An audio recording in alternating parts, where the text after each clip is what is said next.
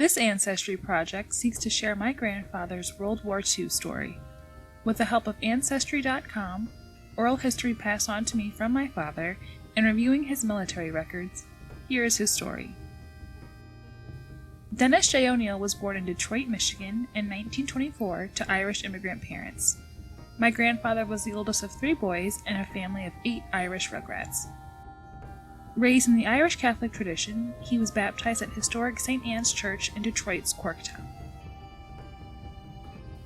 Although legally named Dennis, he was baptized as Daniel in the church and raised with that name.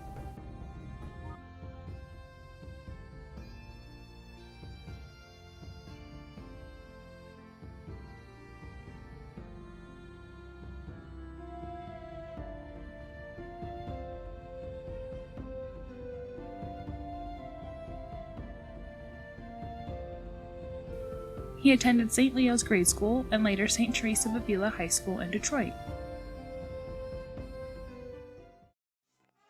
Under the direction of legendary high school coach George Dufour, St. Teresa was a perennial football powerhouse during Dennis's years as a defensive and defensive lineman on the team. During Dennis's years, St. Teresa made it 3 times to the finals of the Detroit Parochial League Championships, twice winning the title of champion. The Goodfellow Game was an annual football game for the unofficial City of Detroit High School Football Championship, played between the champions of the Detroit City League and the Detroit Parochial League. St. Teresa played in 2 Goodfellow games, which attracted as many as 30,000 spectators. Dennis and St. Teresa played for the city championship 2 times, claiming a share of the crown in 1940. 1 year later, on December 7, 1941, during Dennis's junior year in high school, the Japanese bombed Pearl Harbor. Dennis immediately tried to enlist in the armed forces, but he was only 17 years old, and his parents refused to sign for him.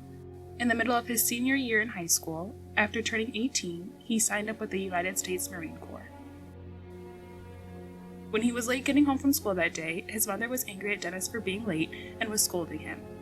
When he told his mom that he had joined the Marines, she began to cry. My grandfather recalled how he went from being scared of his mother's wrath to being the one who was comforting her. On February 8, 1943, friends and family gathered to take pictures and say goodbye to Dennis on the morning he was headed off to Marine boot camp.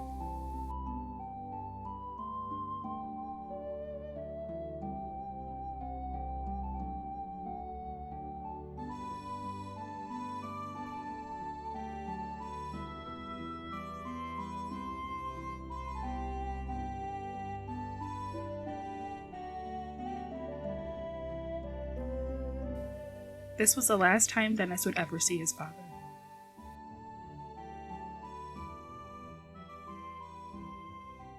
In early 1943, Private Dennis O'Neill, serial number 832507, was at Marine Boot Camp training in San Diego, California. He was in the 7th Recruit Battalion, Recruit Depot. My grandfather recalled that one of the reasons he trained in California was because of a flu virus in Camp Lejeune, North Carolina. He also said that although the training was tough, he was prepared for it after the hard work and discipline he received from his old football coach at St. Teresa's. The conditions at Camp Pendleton were very primitive. It had only been intended as a temporary facility and was unprepared for the large number of recruits. The camp had minimal standards, no hot water, men lived in tents, and the roads were unpaved and muddy. Unknowingly, these conditions proved ideal for the rigors of combat that lay ahead. By July of 1943, Private O'Neill was assigned to Squad 23 of the Marine Aviation Detachment, Naval Air Technical Training Center in Norman, Oklahoma. Here he received advanced training as a combat aviation ordnanceman.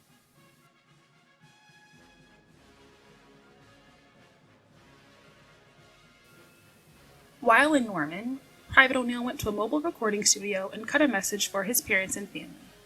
This is the voice of 18-year-old Dennis O'Neill. Greetings to you, this is D. O'Neill of Detroit, Michigan. This is Paul Haggerty, the Gemblade reporter, and I'm speaking to you today from Norman, Oklahoma. We're here at the Naval Training Station, and Gemblades and Razors are mighty happy to send you the voice of your son, Private Dennis O'Neill. Good morning, Dennis. Morning, Mom. Just wanted to say hello and hello to Dad and all the kids. There's not much to say except the sun's out again. It's drying up a bit. It's still muddy out here, though. usually a dusty state. Been out and around Norman, Oklahoma, and Oklahoma City. And a lot better in California. Got half as many servicemen. There's more to do, more time to do it in. Started schooling in their second week now and doing all right. Got a 98 average so far. Oh, can't say much more except doing all right. It's still a great place to be in. That's a pretty high average you've got, isn't it, Dennis? 98. Passing. I'll say it's passing. What school are you going to? Ordnance. Is that Northwest? No. Later that summer, while in Norman, Oklahoma, Dennis's mother and sister traveled there to visit him. A fellow Marine named Jim Minat from San Diego's 6th Recruit Battalion was also training alongside my grandfather in Oklahoma. The two did not get along. It could be because Jim was a Southerner from Alabama, and my grandfather was a Yankee from Michigan. Also, they were both headstrong 18-year-olds. Eventually they fought, but they would not tell on each other when superiors interviewed them. Over time, the two began to respect each other, and eventually a friendship began. They may have gotten into some mischief along the way, with one of them climbing a fence to borrow some liquor from the officer's supply, while the other was on the lookout. But that's just a rumor. For the next 3 years, they would be assigned to the same squad, deploy together in the Pacific, and fight side by side in combat. What started as a strong dislike between two young men led to a lifelong friendship between them. They nicknamed each other Thick and Thin. My grandfather would be next sent to California for the final phase of his combat training. By October of 1943, Private First Class O'Neill was in El Centro, California, assigned to the Squad Ordnance Section of the Marine Torpedo Bombing Squadron 242, also known as VMTB 242, U.S. Marine Corps Air Station. His pal, PFC Jim Minat, was also assigned to the same squad. Going into World War II, the Marine Corps sought to deploy their own combined air-ground element so that they could move rapidly in the Pacific theater. In the Marine aviation, most of the enlisted men provided the ground element of air-ground operations. These Marines on the ground had specialized tasks related to aviation, while also being trained to locate, close with, and to destroy the enemy by fire and maneuver, or to repel the enemy's assault by fire and close combat. Now integrated as the ground force of Marine aviation, Dennis and Jim continued to train for the upcoming battles. Once, while on board ship after some training, a sailor fell overboard and was unable to swim to the lifesaver thrown to him.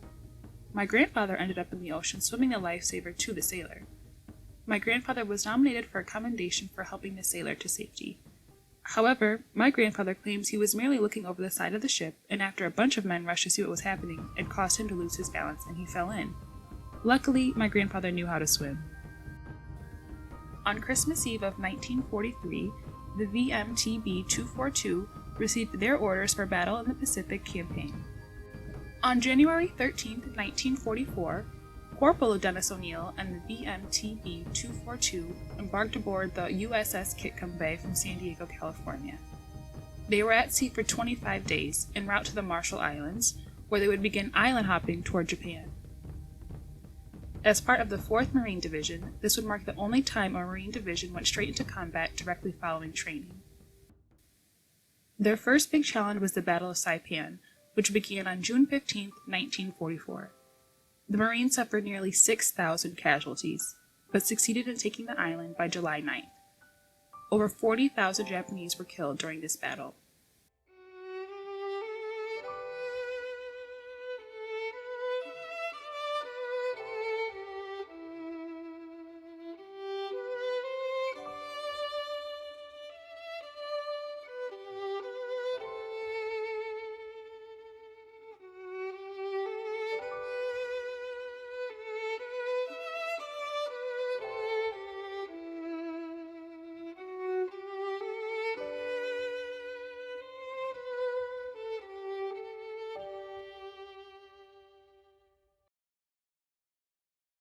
Sometime after the Battle of Saipan, Corporal O'Neill received word from the Red Cross that his father had died in Detroit on June 29th.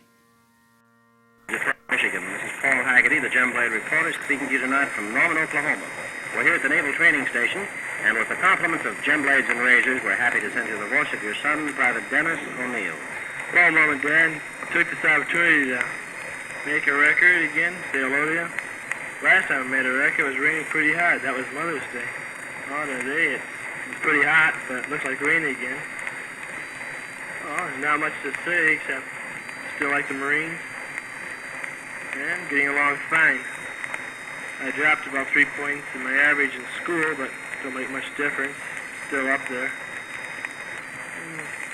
Might get a furlough when school's over. That'll be in middle of August sometime.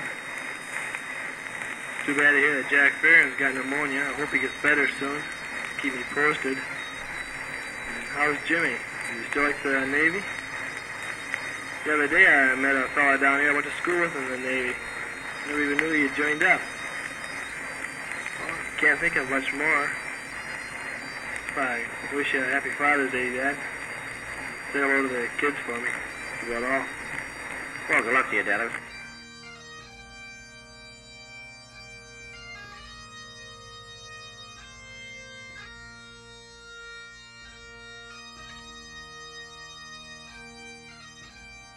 But there would be no going home for a funeral, because 2 weeks later the Marines were headed into another major battle. On July 24th, 1944, the Battle of Tinian Island began.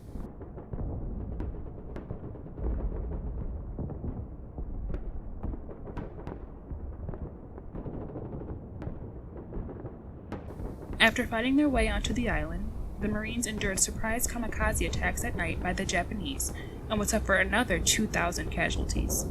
Still, Marines captured Tinian Island on August 1st, 1944. Now seasoned in combat, it was time for the Marines to rest up and prepare for their next biggest challenges, Iwo Jima and then Tokyo.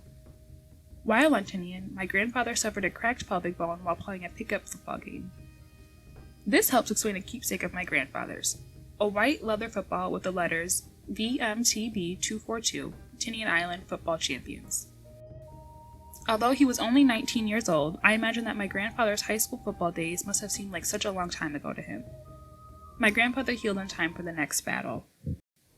The Battle of Iwo Jima began on February 19, 1945. Just like the previous islands, the U.S. Navy bombarded Iwo Jima for days before the Marines would attempt an amphibious assault. I do not know if my grandfather knew it at the time, but his younger brother Jimmy was a seaman on one of those ships, Seaman James D. O'Neill of the USS West Virginia.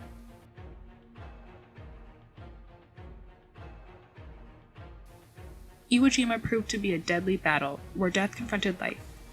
Even before the battle, the military had loaded thousands of white crucifixes and Stars of Davids for the Marines and sailors that they knew would be killed and buried on Iwo Jima. Fighting on the island would last 5 weeks. My grandfather kept the horrors of war to himself. To his kids, he only told funny stories or talked about friends. However, my grandmother said he was deeply affected by his experiences. He did say that the most frightened he had ever been was when his squad was on a patrol mission. The caves and bunkers blended in with the natural landscape, so it took a while to complete a certain search. It was getting dark, and there was not enough time to get back to camp. They knew that the Japanese came out of caves at night, and so the small group of Marines had to hide in a foxhole. Once it was nightfall, his squad could hear the Japanese all around them. They remained awake the entire night with their rifles ready, waiting to be attacked. Finally, day broke, and my grandfather and the squad were not discovered by the enemy. I had to remind myself that these were just 18 and 19-year-old boys at the time. They returned to their battalion and continued their work on the island. Finally, Iwo Jima would be secured on March 26, 1945.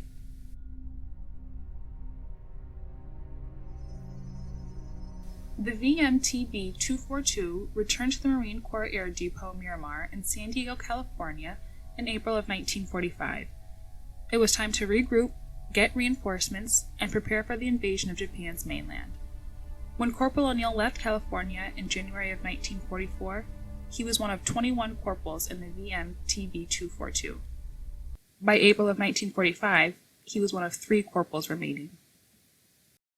In June of 1945, Corporal O'Neill received a furlough and came home to Detroit for a visit.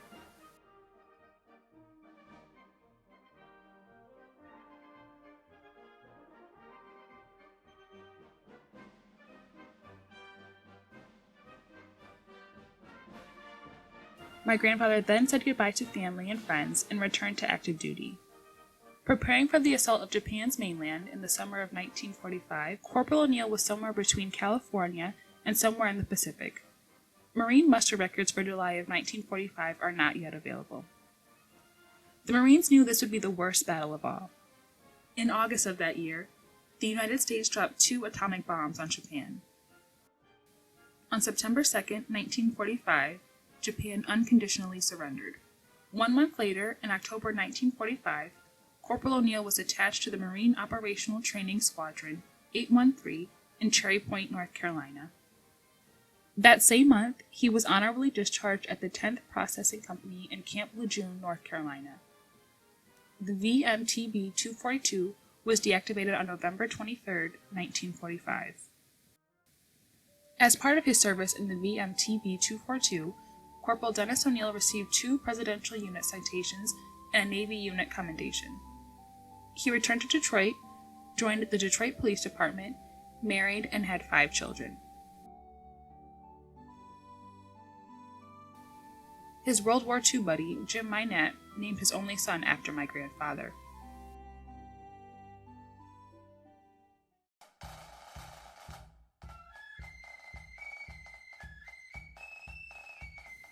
So this is just a brief overview of my grandfather's World War II experiences.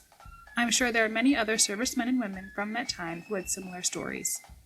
Still, to retrace his footsteps leaves me in awe and respect for my grandfather and those like him, for whom uncommon valor was a common virtue.